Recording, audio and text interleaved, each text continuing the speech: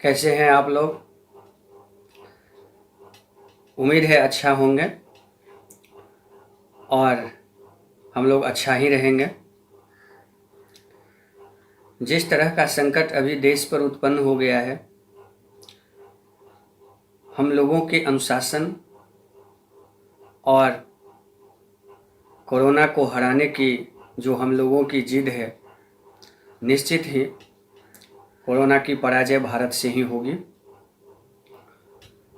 और भला हो भी क्यों नहीं, जहां इतने अनुशासनबद्ध तरीके से रहने वाले लोग हों तो उसको पराजित ही होना पड़ेगा। चलते हैं हम लोग अपने विषय वस्तु पर। कल हम लोग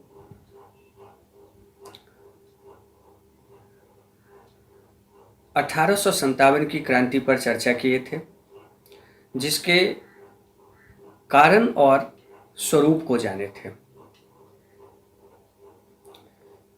इसमें हमें ढेर सारे प्रश्न आए, जिसका हम लोगों ने बेहतर रूप में जानने का प्रयास किया। बहुत सारे लोगों का प्रश्न विषय से हट करके भी थे, थोड़ा सा उसे भी स्पष्ट कर दें। जैसे कि कुछ लोग अभी कोरोना महामारी में भारत के वैश्विक संबंध में प्रश्न पूछे हैं। इसके अलावा कुछ क्वेश्चंस बीपीएससी के ही सिलेबस से जुड़ा हुआ था। कुछ लोगों ने सिलेबस के संदर्भों में प्रश्न किए थे। इन सारी चीज़ों का क्रमिक जवाब आपको निरंतर रूप में मिलता रहेगा। अगर हम लोगों का यह प्रयास अगर सफल रहता है तो हम लोग प्रतिदिन प्रत्येक टॉपिक पर चर्चा करेंगे।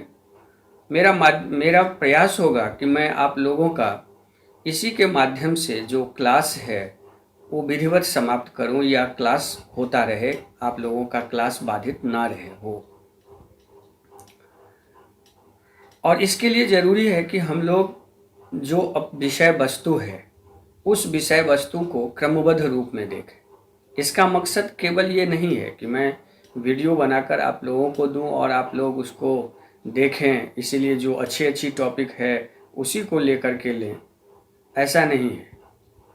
हम जानते हैं कि 1857 की टॉपिक सामान्य टॉपिक होते हैं और सामान्यतः इसमें बहुत कुछ हम लोगों को पता होता है, लेकिन चूंकि हम लोगों को सिलेबस में पढ़ना है और हम उस सिलेबस के हिसाब से जीएस के, यूपीएससी, बीपीएससी को लेकर हम ये आपको करवा रहे हैं। और ऐसी स्थिति में मेरा मकसद ये नहीं है कि मैं ये लूँ और इसके बाद कोई ऐसे टॉपिक ले लूँ जिसका प्रभाव या जिसका महत्व काफ़ी अधिक हो। मेरा उद्देश्य है कि आपका जो पाठ्यक्रम है वो इसके माध्यम से संपन्न हो, और इसीलिए हम इसके साथ साथ ऐसे सभी ज्वलंत प्रश्नों को लेते रहेंगे और उस पर करेंगे। जैसे कि विदेशी संबंधों में या फिर वर्तमान संदर्भों में अमेरिका चाइना के टकराव में भारत का जो प्रयास है या क्या प्रयास होगा, कोरोना महामारी के बाद भारत की क्या स्थिति होगी, WHO की क्या सवाल हैं, इन सब पर चर्चा हम लोग करेंगे। हो सकता है कि हम कभी भी उस पर चर्चा कर लें, चाहे वो एतवार का हो या कभी भी हो। तो हम लोग इस तरह, जैसे हम लोग क्लास में एक रूटीन के हिसाब से हर चीज़ पर चर्चा करते आ रहे हैं, ठीक उसी तरह से हम लोग यहाँ पर में भी उसी माध्यम से चर्चा करेंगे। हाँ, जो मेरा टॉपिक है, इस टॉपिक से संबंधित जो प्रश्न आप लोगों के मन में हो या प्रश्न को जानने की उत्सुकता हो या उसमें फॉर्मेट करने में दिक्कत हो, तो आप लाइव है, आप समझ ही रहे हैं, लाइव है और ये आप ही लोग नहीं, हर लोग देख रहे हैं। इसीलिए इससे संबंधित चीज़ों को अनुशासनबद्ध रूप से अगर हम लोग करेंगे तो टॉपिक पर जो अवधारणा है, कंसेप्ट है, चीज़ है, उनको जानने का अधिक अवसर मिलेगा। बाकी किसी भी क्षेत्र में किन किन टॉपिक पर आप लोगों को सब चाहिए, ये आप लोग कमेंट के माध्यम से, व्हाट्सएप पर माध्यम से, फ़ोन के माध्यम से आप लोग सूचित करेंगे। चलते हैं हम लोग अब अपने विषय पर और उसको हम लोग वहाँ से कंटिन्यू करें। कल जहाँ हम लोगों ने इसको समाप्त किया था, तो कल हम लोग 1857 की क्रांति का जो प्रारंभिक चरण है हम लोगों ने उसको देखा था। उसमें हम लोग कारण देखे थे, कारण के बाद स्वरूप देखा था। आज का जो हम लोगों का परिचर्चा है, उस परिचर्चा में हम लोग दो चीज़ों को शामिल कर रहे हैं। एक, इतने महान क्रांति की असफलता का कारण क्या था, और दूसरा, इसका परिणाम क्या हुआ। साथ ही साथ इससे जितने भी प्रश्न होंगे वो सब प्रश्न हम आपको लिखा भी देंगे। मुझे उम्मीद है आप लोग कापी कलम लेकर बैठे होंगे और हम प्रयास करते हैं चाहिए। अब इसकी असफलता का जो कारण है उसको हम लोग दो रूप में देख सकते हैं। हम दोनों रूप में परिचर्चा कर देते हैं। जैसे कि एक होता है कि सीधा बिंदुवार कि ये सारे इसकी असफलता के कारण थे, लेकिन एक होता है कि जैसे हम लोगों ने कारण को विभिन्न विभिन्न टॉपिक में देखा है, विभिन्न विभिन्न विषयों में देखा है, बिंदुओं में देखा है, ठीक उसी तरह से हम लोग इसको जाने। जैसे 1857 की क्रांति की असफलता का जो कारण है उसको भी हम लोग राजनीतिक, आर्थिक, सामाजिक, सांस्कृतिक रूप में देख सकते हैं, जैसे हम लोगों ने कारण को देखा था। एग्जाम में इसको लिखने के क्रम में सामान्य रूप में लोग बिंदुवार लिखते हैं कि भाई ये सारा कारण था। असफलता को भी हम लोग उसी रूप में भी लिख सकते हैं, मतलब राजनीतिक कारण बनाकर, आर्थिक कारण बनाकर, सामाजिक कारण बनाकर, और फिर उसको आधुनिक परंपरागत कारणों को अलग अलग करके। तो मेरा मकसद है कि हम आपको उसी तरीके से बता दें, जिस तरह से हम लोग कारण को देखे हैं उसी तरह टॉपिक बनाकर हम लोग असफलता को भी देखें, क्योंकि हमें सबसे बेहतर नंबर लेना है और सबसे बेहतर नंबर का जो माध्यम होता है वो बेहतर प्रेजेंटेशन होता है। विषय वस्तु, चीज़ें, तथ्य लगभग समान होते हैं, लेकिन उसकी प्रस्तुतिकरण, उसकी तार्किक विश्लेषण सबके अलग अलग होते हैं। इसीलिए एक ही किताब से रिजल्ट के परिणाम भी अलग अलग होते हैं। तो हमें उसके जो तार्किक और प्रस्तुतिकरण है, हमको इस पर ध्यान देना है। जैसे कि मान लीजिए कि 1857 की असफलता में सबसे पहला कारण है कि नेतृत्व की कमी, और यह नेतृत्व एक राजनीतिक विषय है। इसलिए अगर हम लोग इसको टॉपिक में बना करके लिखें तो हमारा जो प्रस्तुतिकरण है वो सामान्य से थोड़ा अलग हो जाता है, और उस स्थिति में जो हमारा नंबर होता है वो प्रभावकारी होता है और हम अलग हो जाते हैं। हमारा मकसद एक ही होता है कि प्रत्येक प्रश्न में कम से कम, अगर सामान्य से अगर हमें 2 नंबर अधिक मिले तो उस स्थिति में हम सबसे अलग नंबर पा सकते हैं और अच्छे हो जाते हैं। इसलिए हम असफलता के कारणों को भी हम लोग अलग अलग रूप में देखेंगे। जैसा कि आप जानते हैं कि 1857 की क्रांति एक महान क्रांति थी, और इस महान क्रांति की असफलता का भी कई अहम कारण था। इसीलिए उसके राजनीतिक, आर्थिक, सामाजिक, प्रशासकीय, सैनिक, इन सभी क्षेत्रों में उन कमियों की तलाश करेंगे जिस कमियों के कारण ये असफल रहा। इसलिए सबसे पहले चलते हैं हम राजनीतिक विफलता पर।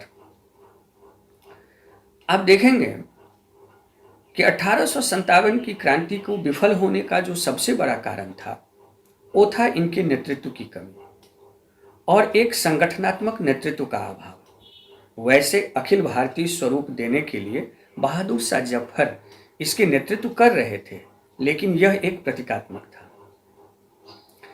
अब इस राजनीतिक और संगठनात्मकता की कमी का जो सबसे बड़ा मूल कारण था, क्योंकि नेतृत्वकर्ता के पास कोई भविष्य की योजनाएं नहीं थी। भविष्य में राजनीतिक चेतनाएं क्या होती, राजनीतिक स्वरूप क्या होता।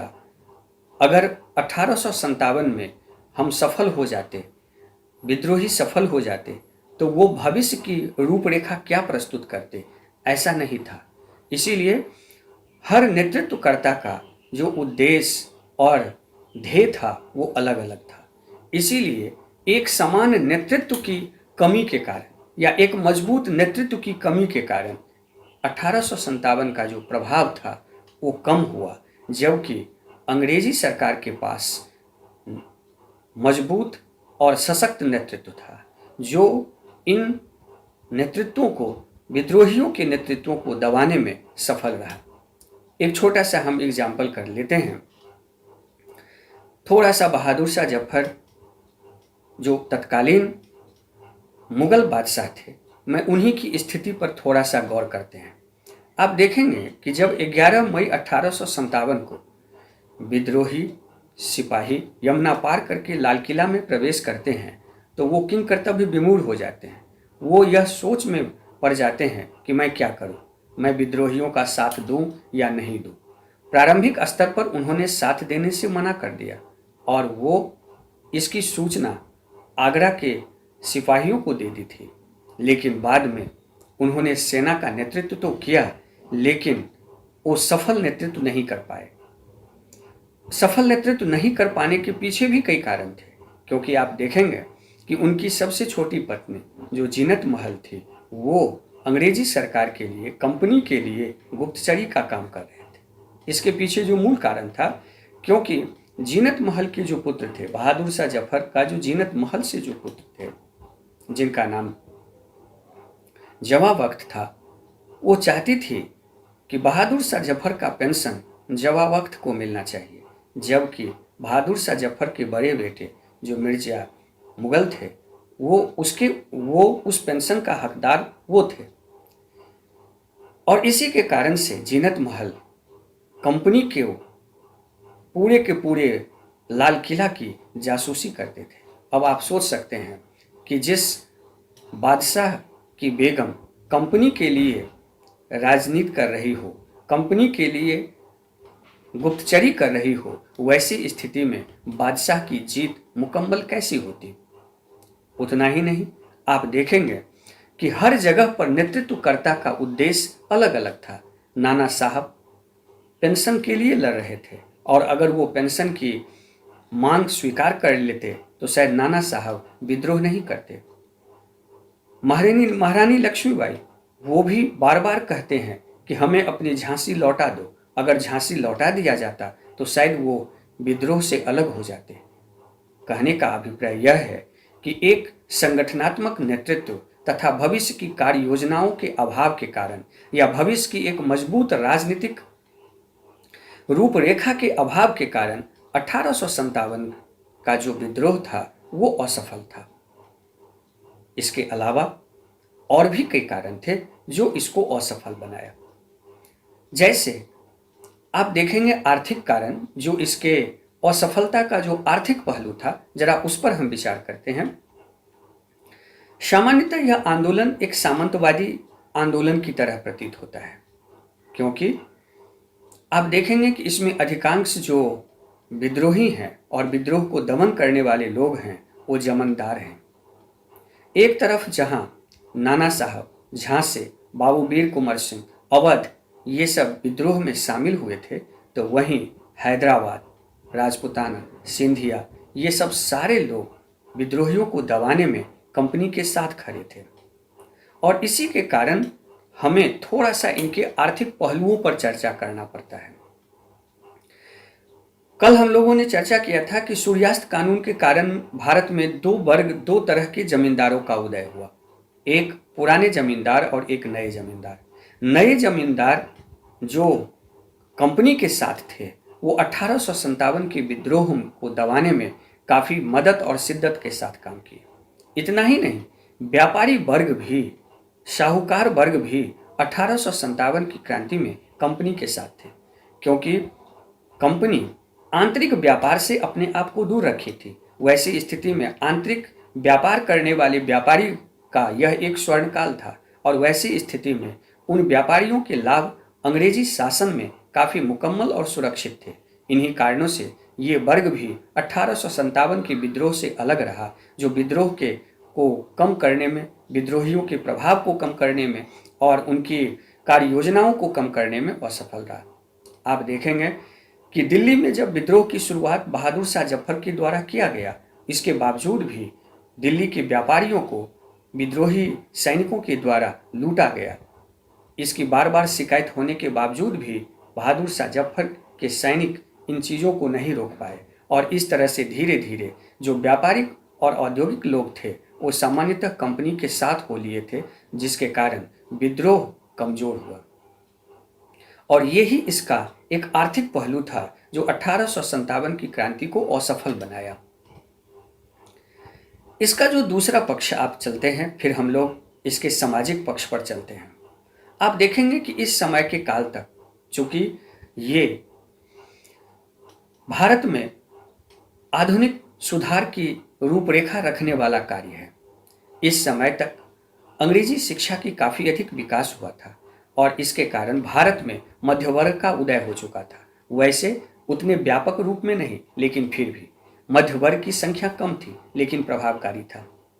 और आप जैसा जानते हैं कि मध्य वर्ग, जो अंग्रेजी शिक्षित पढ़े लिखे लोग थे, वो 1857 से अपने आप को दूर रखे, और वो लोग अंग्रेजी सरकार के साथ थे, जिसको लिखते हुए कहा गया है कि अगर ये पढ़े लिखे लोग कंपनी के साथ नहीं होते तो शायद आंदोलन की रूपरेखा कुछ और होती, क्योंकि मध्यम वर्ग इसे कोऑर्डिनेट करने में, समन्वय करने में तथा आंदोलन को एक सूत्र में बांधने में काफ़ी सफल होते। शायद इसीलिए कहा जाता है कि इस आंदोलन की असफलता का सबसे बड़ा कारण था मध्य वर्ग का, शिक्षित वर्गों का आंदोलन में शामिल नहीं होना। यहाँ पर हम थोड़ा सा विचार करना चाहते हैं कि ये शिक्षित वर्ग और मध्य वर्ग आंदोलन में शामिल क्यों नहीं हुए, क्योंकि शिक्षित वर्गों को जिस राजनीतिक स्वतंत्रताएं, जिस राजनीतिक गतिविधियों एवं जिस तरह की स्वतंत्रताओं की अपेक्षा थी, शायद वो इसमें नहीं था, क्योंकि विद्रोहियों का जो दृष्टिकोण था वो परंपरागत था, उनके कार्य करने की शैली जो थी वो परंपरागत थी। वैसी स्थिति में इन लोगों को साथ जोड़ना विद्रोहियों को नहीं आया, और इस तरह से मध्य वर्ग का इस आंदोलन से दूर रहना ये भी इसका बड़ा कारण था। दूसरी तरफ इस समय में रेल का, डाक तार का, आधुनिक परिवहन प्रणाली का विकास हो चुका था, जिसके कारण 1857 को दमन करने में कंपनी को काफ़ी सहायता मिली। वो डाक तार की मदद से एक दूसरे से कोऑर्डिनेट करने में काफ़ी सफल पा रहे थे, एक दूसरे की चीज़ों से जोड़ने में काफ़ी सफल हो रहे थे, जिसके कारण 1857 जैसे क्रांति में कंपनी को काफ़ी अधिक फायदा हुआ और अंग्रेज अपने पक्ष में इस आंदोलन को कर पाए। दूसरी तरफ आप देखेंगे कि दमनकारी, या आप यह कह सकते हैं कि जो आंदोलन करता थे वो लोग में समन्वय का, कोऑर्डिनेशंस का तथा एक सूत्र रणनीति की कमी के कारण ये लोग असफल रहे, और इसका मूल कारण था कि सामाजिक संरचनाओं पर किसान वर्गों को छोड़कर, कुछ आम लोगों को छोड़कर, वो भी संपूर्ण भारत में नहीं, इन्हें बहुत बड़ा जनाधार की प्राप्ति नहीं हुई, जो कारण बना। अब जिस तरह से हम लोग राजनीतिक पहलू पर, आर्थिक पहलू पर चर्चा किए हैं, ठीक उसी तरह से अब हम लोग यहाँ से आकर चलते हैं कि इनके सैनिक पहलू। आप देखेंगे कि जो भारत की सैनिक क्षमताएं थी, जो आंदोलन कारकों के करने वाले लोगों की जो सैनिक क्षमता थी, वो कंपनी के सैनिक क्षमता की तुलना में काफ़ी कम था। आप देखेंगे कि इनके पास परंपरागत युद्ध शैलियाँ थी। ये कंपनी आधुनिक और उन शैलियों से लड़ाई को या तो समाप्त कर दिया या अपने कब्जे में ले लिया, जिससे कि आधुनिक हथियार आंदोलनकारियों के हाथ नहीं लगे और इस तरह अंततः आंदोलनकारियों को परंपरागत युद्ध शैली से युद्ध करना पड़ा और वो सामने आ गए। आप देखते हैं कि इस तरह से परंपरागत युद्ध शैली और एक तरफ आधुनिक युद्ध शैली, दूसरी तरफ इनके पास अनुशासन, जिसके कारण परस्पर जो समन्वय था वो नहीं हो पाता था। इसके अलावा सभी सैनिक इसमें शामिल नहीं हुए।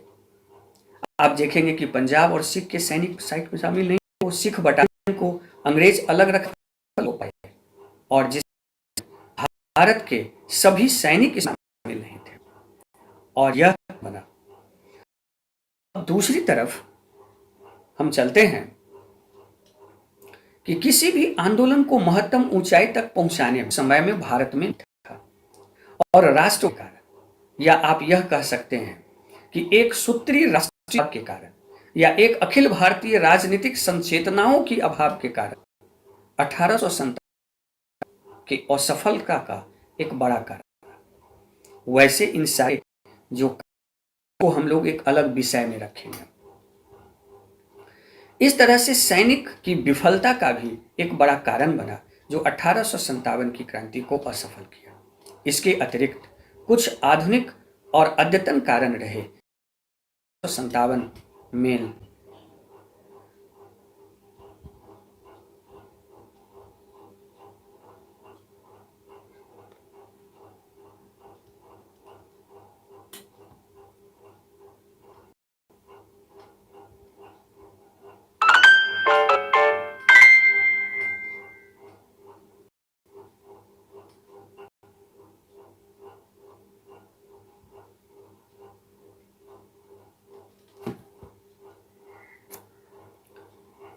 हम लोग सही हैं।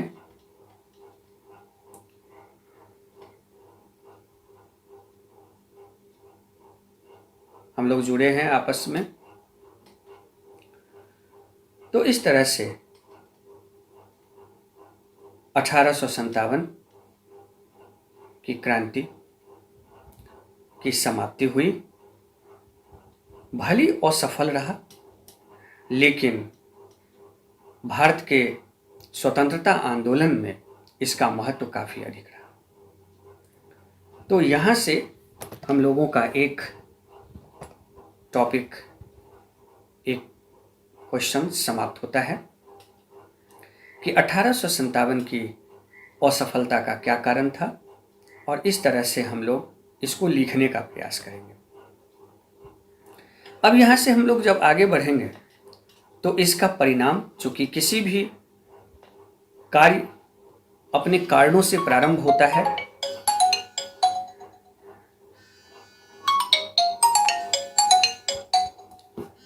अपने कारणों से प्रारंभ होता है, लेकिन उसकी समाप्ति परिणाम पर होती है। प्रत्येक कार्य एक कारण से प्रारंभ होता है। तो हम लोगों ने 1857 के कारण को देखा, जिससे 1857 की क्रांति हुई। उन कारण को देखा जिसके कारण 1857 की क्रांति असफल रहा। और हम चूंकि 1857 की क्रांति हुआ, तो 1857 की क्रांति का परिणाम क्या रहा? कार्य का परिणाम स्वाभाविक होता है, इसीलिए परिणाम से ही हम इसके महत्व को देखेंगे। इसलिए हम लोग चलते हैं कि इसका परिणाम क्या रहा और किस प्रकार से ये अखिल भारतीय राजनीतिक परिवर्तन को लाने में सफल रहा, किस तरह से सरकार के दृष्टिकोण को में बदलने में ये सफल रहा। ये सारे के सारे चीज़ों पर चर्चा करते हैं। तो यहाँ का दूसरा पार्ट हम लोगों का है 1857 की क्रांति का परिणाम। आप देखेंगे कि 1857 की क्रांति असफल होने के बावजूद भी इसका प्रभाव काफ़ी व्यापक और काफ़ी तार्किक था। इसने अखिल भारतीय राजनीति में एक बड़ा परिवर्तन लाने में सफल रहा और इसीलिए तो शायद इसे भारतीय स्वतंत्रता आंदोलन का विभाजक बिंदु भी कहा जाता है। और ये प्रभाव हम कई क्षेत्रों में देखते हैं। सबसे पहला प्रभाव हम देखते हैं राजनीतिक परिवर्तन में, और वो राजनीतिक परिवर्तन इस रूप में कि कंपनी की शासन की समाप्ति हो गई और इसके स्थान पर ब्रिटिश क्राउन के अधीन भारत पर प्रत्यक्ष शासन की शुरुआत हुई। इस प्रत्यक्ष शासन को शुरुआत करने के संदर्भों में अब सारे के सारे कानून भारत के ब्रिटिश पार्लियामेंट से बनने लगे, या आप यह कह सकते हैं कि अब भारत का उपनिवेश प्रत्यक्ष रूप से महारानी की घोषणा से, महारानी के हस्ताक्षर से या ब्रिटिश पार्लियामेंट और महारानी के सहयोग से चलने लगी। और इसीलिए यहाँ के गवर्नर जनरल अब वायसराय कहलाने लगे, मतलब वो वहाँ के महारानी का प्रतिनिधित्व करने लगे और वो वायसराय के रूप में भारत पर एक प्रशासकीय कार्य के रूप में कार्य संचालन को प्रारंभ किए।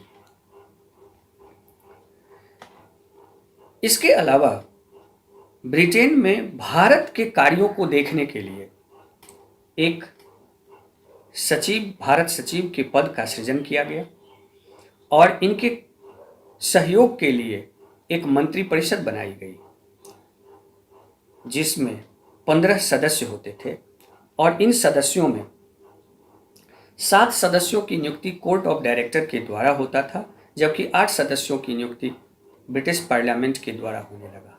और इस तरह से हम देखते हैं कि भारत की कार्य प्रणालियों को देखने के लिए जहां एक तरफ भारत में वायसराय थे, तो वहीं ब्रिटेन में उनके कार्यों को देखने के लिए एक विभाग ही था जो भारत सचिव के अधीन काम करता था। इसके अतिरिक्त महारानी की घोषणा आई जिसमें सभी प्रकार की युद्ध और विस्तार की नीतियों को छोड़ दिया गया तथा रियासतों को आश्वस्त किया गया कि सभी प्रकार की संधियां और नीतियां जो अभी तक की गई वो सुरक्षित रहेगी। साथ ही साथ अहस्तक्षेप की नीति की घोषणा की गई। रियासतों को यह विश्वास दिलाया गया कि उनके राज्य नहीं छीने जाएंगे और शायद इसका प्रयास किया भी गया। इसमें ये बात कही गई, गोद लेने की प्रथा फिर से इन लोगों को दे दिया गया। किसी भी रियासतों की विफलता में उनके शासक को बदल दिए जाते थे, शासक को हटा दिए जाते थे, लेकिन प्रत्यक्ष रियासतों की विलय नहीं करने की परंपरा प्रारंभ की गई। और इस तरह से ये एक बड़ा राजनीतिक बदलाव आया। दूसरी तरफ सबसे बड़ा बदलाव सेना के क्षेत्रों में किया गया। चूंकि इस विद्रोह की आगाज सेनाओं के माध्यम से की गई थी, इसीलिए अब भारतीय और यूरोपीय सैनिकों के अनुपात में बदलाव किया गया।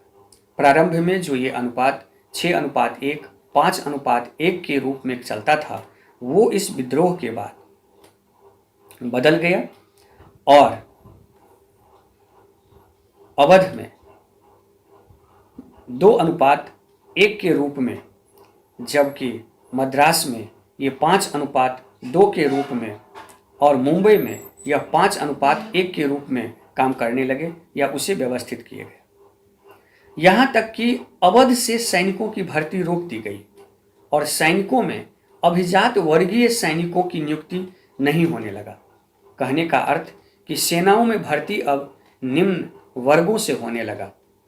उतना ही नहीं, सेनाओं में को जाति के आधार पर, धर्म के आधार पर संगठित किया गया, क्योंकि 1857 के विद्रोह में यह देखा गया था कि सेना का बहुत बड़ा वर्ग एक दूसरे से अलग रहे, जिसका मूल कारण था उनकी जाति और धार्मिक स्वरूप पर उनका संगठन करना या उन्हें व्यवस्थित करना।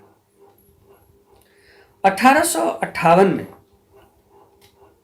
जो घोषणा आई उसमें यह भी विश्वास दिया गया कि सभी प्रकार की परंपराएं, राजनीतिक मान्यताएं, सभी प्रकार की सामाजिक चीज़ें उसी तरह से काम करेगी, उसमें किसी भी प्रकार की बदलाव नहीं की जाएगी। एक तरह से आप कह सकते हैं कि भारत में सरकार ने यह अनुभव किया कि अगर हमें लंबे समय तक शासन करना है तो यहाँ के सामाजिक संरचनाओं में, धार्मिक संरचनाओं में किसी प्रकार का भेद हस्तक्षेप नहीं करेंगे, और इसकी घोषणा महारानी की घोषणा में भी की गई। साथ ही साथ 1861 का भारतीय परिषद अधिनियम पारित किया गया और इसके माध्यम से भारत में संवैधानिक सुधारों की, प्रयासों की एक प्रक्रियाएं प्रारंभ की गई।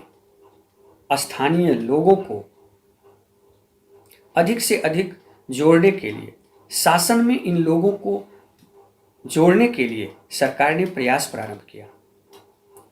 इसके अलावा चूंकि 1857 की क्रांति में यह देखा गया था कि अंग्रेजी शिक्षित लोग इस आंदोलन से दूर रहे थे, इसीलिए इस आंदोलन के बाद अंग्रेजी शिक्षा के क्षेत्र में काफ़ी व्यापक विस्तार हुआ।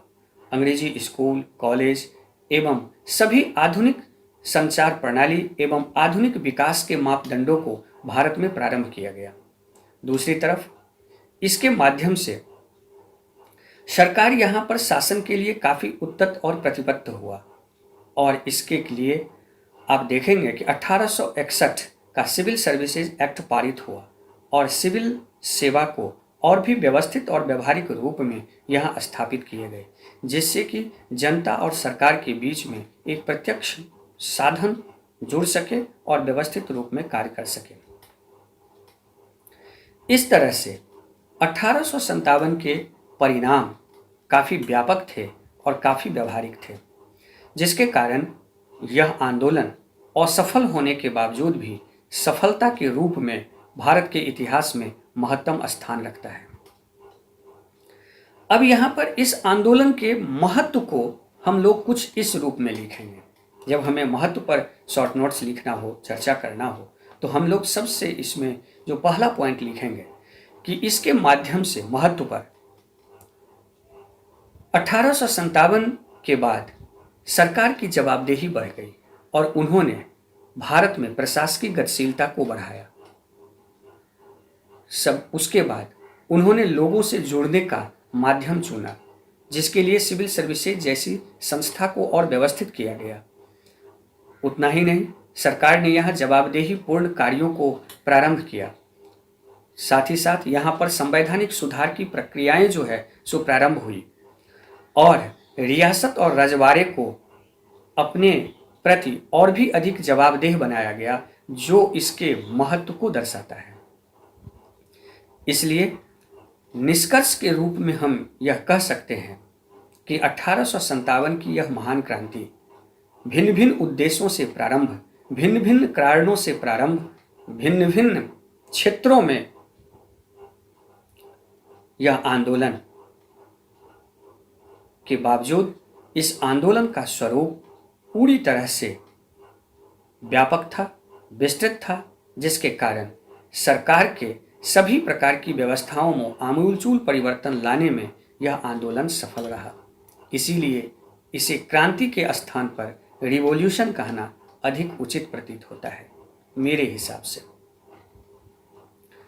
आप देखेंगे आंदोलन में सभी वर्ग, सभी लोग, सभी क्षेत्र, सभी सैनिक टुकड़ी शामिल नहीं हुई थी, तब इस आंदोलन को समाप्त करने में अंग्रेजों को इतना समय लग गया था। अगर यह सारे लोग शामिल हो जाते तो फिर आप सोच सकते हैं कि आंदोलन का परिणाम क्या होता और फिर भारत की राजनीतिक तस्वीर क्या होती। कुल मिलाकर 1857।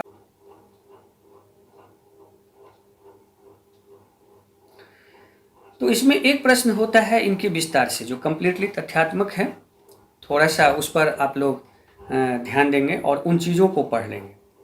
जैसे कि ये आंदोलन कहाँ से कैसे कैसे हुआ और इस आंदोलन में नेतृत्व कौन किए, कब समाप्त हुआ और किस प्रकार इसकी परिणति हुई। जैसे मैं एक दो उदाहरण देकर आपको बता देता हूँ।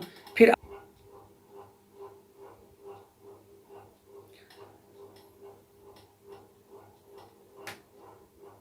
1857 का जो विस्तार क्षेत्र है उससे आपको जनरली एक क्वेश्चंस पूछा जाता है।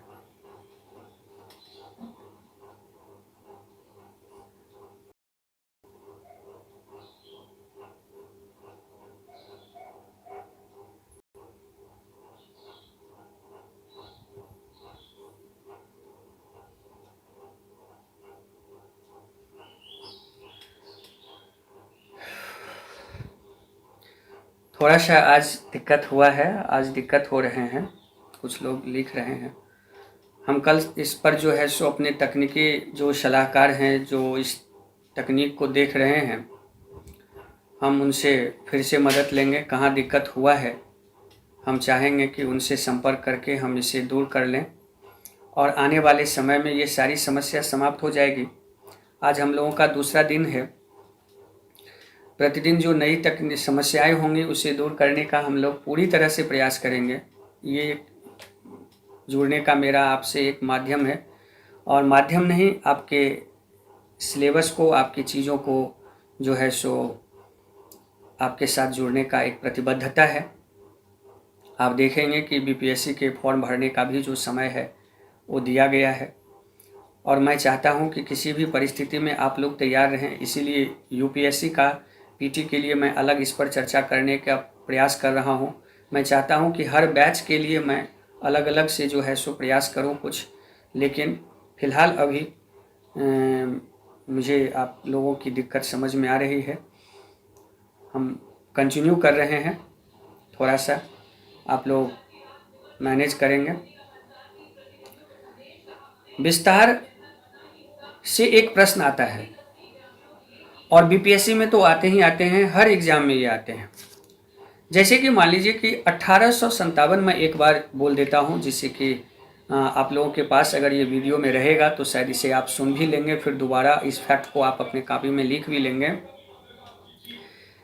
जैसे कि इस आंदोलन की शुरुआत 10 मई 1857 को मेरठ से हुई और इसको शुरुआत करने में 20 NI नेटिव इन्फेंट्री तथा 3 LC पैदल सैनिक की टुकड़ियों ने इस आंदोलन को प्रारंभ किया। अगर मंगल पांडे जी का छोड़ दें तो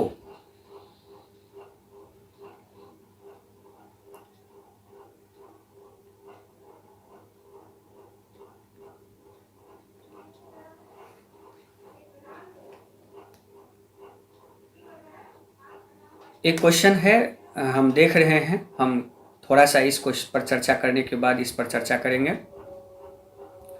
इसके बाद जैसे दिल्ली, तो 11 मई 1857 से यह आंदोलन 20 सितंबर 1857 तक चला। आपको यहाँ डेट थोड़ा सा इसलिए ध्यान में रखना है क्योंकि कई बार जो बीपीएससी है वो पीटी में आपको डेट भी पूछ देता है और ये पूछने की परंपरा बीपीएससी की रही है कि वो एक्यूरेट डेट पूछते हैं। केवल 1857 ही नहीं पूछते, महीना भी पूछ देते, कभी कभी डेट भी पूछ देते हैं। तो दिल्ली में ये आंदोलन 11 मई 1857 से 20 सितंबर 1857 तक चला।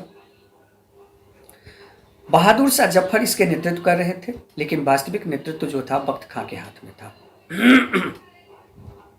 और हडसन और निकोलसन ने इस आंदोलन को दबाया था।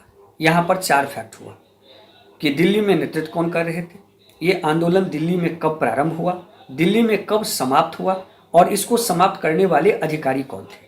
इस तरह से यहाँ एक फैक्ट से 4 प्रश्न बना और इन चारों प्रश्न पर आपको ध्यान रखना है, केवल एक फैक्ट से। उसी तरह से झांसी में यह आंदोलन जून 1857 में प्रारंभ हुआ और 17 जून 1858 को समाप्त हुआ। लक्ष्मीबाई के नेतृत्व में यह आंदोलन चल रहा था और हीरोज ने इस आंदोलन को दबाया था। निश्चित तौर पर यहाँ 4 फैक्ट फिर उसी तरह से। अवध में इस आंदोलन की शुरुआत 4 जून 1857 से हुई थी, जो 31 मार्च 1858 तक रही। इनका नेतृत्व यहाँ पर बेगम हजरत महल कर रहे थे। इसके बाद इसमें बिजरिस कादिर भी इनके साथ थे और इस आंदोलन को कैंपबेल ने दबाया था। कानपुर में इस आंदोलन की शुरुआत 5 जून 1857 को हुई थी, जो दिसंबर 1857 तक चला था। यहाँ पर आंदोलन का नेतृत्व नाना साहब कर रहे थे। इनके सहयोगी में तात्या टोपे थे, राव साहब थे जो इनके भतीजे थे, और अजीमुल्ला शाह थे जो इनके राजनीतिक सलाहकार थे।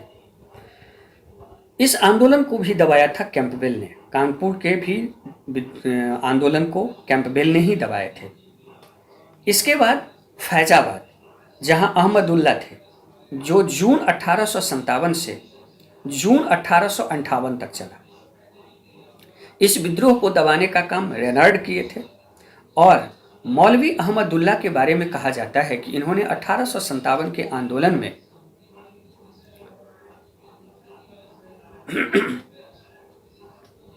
जिहाद का नारा दिए थे।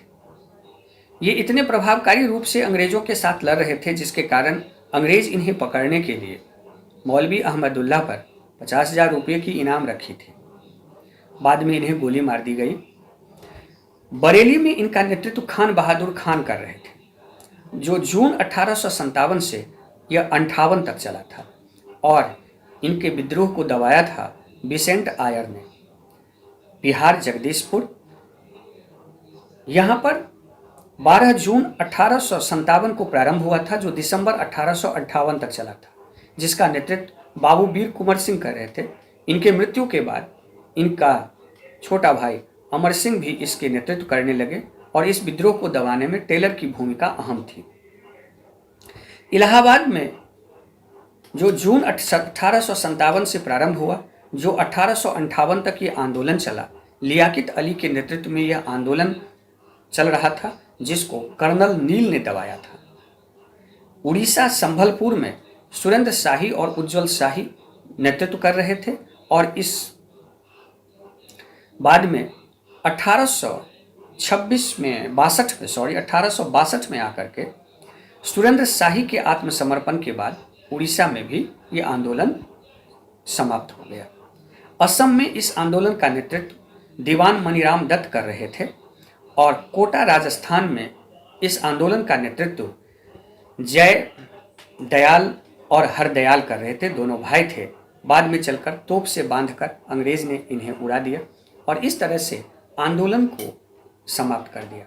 तो इतना फैक्ट जो है ये स्पेशल अलग से केवल पीटी के लिए, बाकी जितना भी मेंस में हम लोग चर्चा किए हैं वो दोनों आदमी देखेंगे, पीटी मेंस सबके लिए, ये भी सबके लिए। अब यहाँ पर चलते हैं प्रश्न पूछने का। तो 1857 के असफलता पर एक सवाल बनता है, इसके स्वरूप पर एक सवाल बनते हैं। एक सवाल जो है सो आपको इनकी असफलता पर बनता है और एक सवाल इनके प्रभाव और भारत में हुए 1857 के बाद परिवर्तन से आता है।